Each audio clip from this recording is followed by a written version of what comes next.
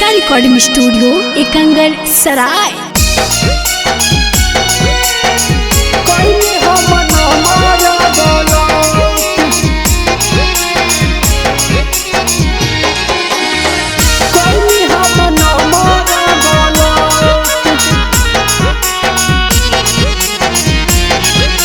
Presented by Krishka film. तोरे याद में जाने हमें जियही नैहर में डहा की डहा।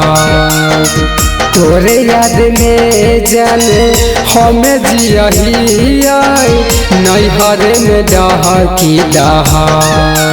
दशहरा से तू हवा गे जानू कोई भी हम न मारा बोलो कके दशहरा से तू दिया हवा गे जानू कोई भी हम न मारा बोलो।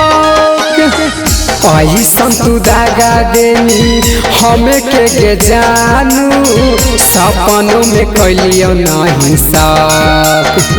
ऐसन दागा देनी हमें के गे जानू सपनों में कैलियो नहीं साथ। तोके दशहरा से तू दिया हवा गे जानू कोई भी हम न मारा बोलो कके दशहरा से तू दिया हवा गे जानू कोई भी हम न मारा बोलो।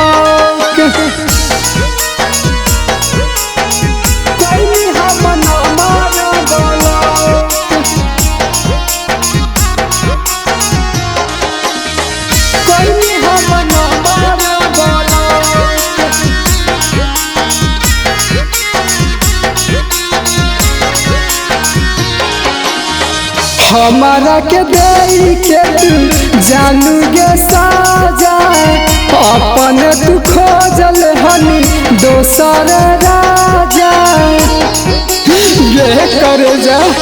हमारा के दे के तू जानू गे साजा अपन तू खोजल हनी दोसर राजा।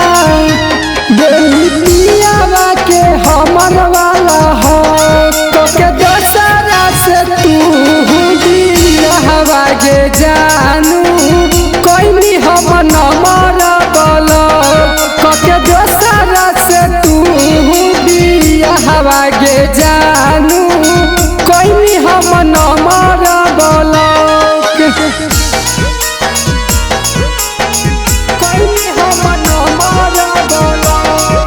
कृष्का रिकॉर्डिंग स्टूडियो एकंगर सराय।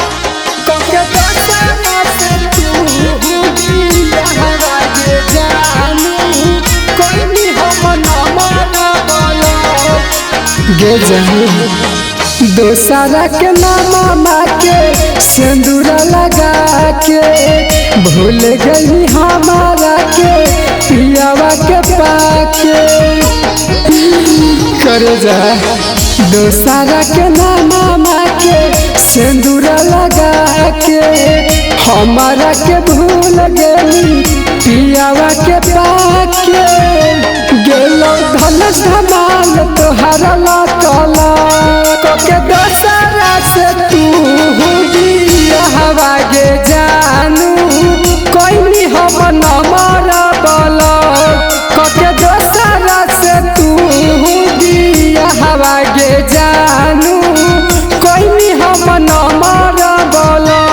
कृष्का रिकॉर्डिंग स्टूडियो एकंगर सराय।